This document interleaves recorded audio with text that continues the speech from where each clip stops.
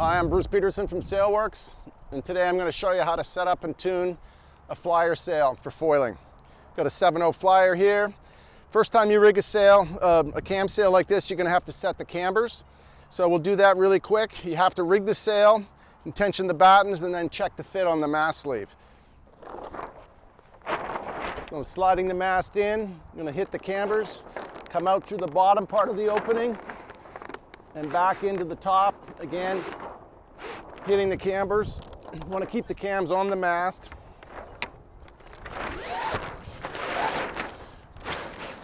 Slide the mast all the way in. Now, it's not really necessary to have the boom on at this point, but here's what we're checking.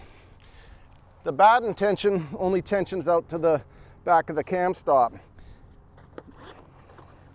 And here's the cam sitting on the stop in there. And what we're checking for is this tension on the sleeve right here and how much slack is on the front of the mast. And you can also see it on the underside of the sail. These wrinkles here are what we're going to shim out. And the shims that come with the sail, and there's a 2mm, 4mm, and 6mm shim. You separate them off the little joining tabs, and they're stackable, so you could put a 4 and a 6 together and have 10mm if you need it. So you have to estimate how much slack you have right here. And I'm going to call this about 4mm. I'm going to put the middle shim in. And if you shim it really tight, you have a really nice firm profile, but it doesn't rotate very freely. So if you shim it looser, it's going to rotate a little bit better. So we tend to shim the bigger sails tighter and the smaller sails looser. So you have a better stable profile on a big sail and an easier handling profile on a smaller sail. So we check both cams.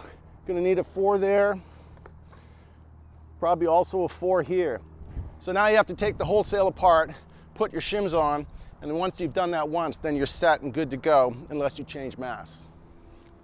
Okay, so here's my 4mm shim, and you open up the mast sleeve, pull the camber off, and the shim just fits on this little batten stop stem and pushes the cam slightly forward to tension the mast sleeve, and then close the zipper up.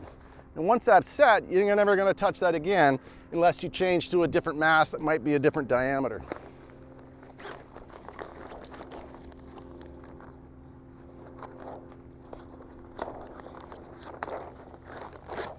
Okay, now we're set to go. So here's your everyday rigging once the cams are set. Got a Flyer 7.0 here. The luff is 470, 472, depending on the downhaul tension. I'm using a 430 twill mast, and I've got an extension here set to 40 centimeters so I can get the desired luff tension. So the boom opening in the sail is between these two cutouts. And you take the material in the middle and invert it to create the boom opening.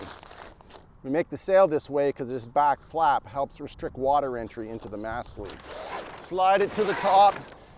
On the Flyer sails, there's no pin or cap to set. It just joins right to the top, so it's really quick and easy to rig. Now right here at this point, sort of hand tight, is a good time to put your boom on, because before the luff gets really tight, the opening's easier to pass the boom through.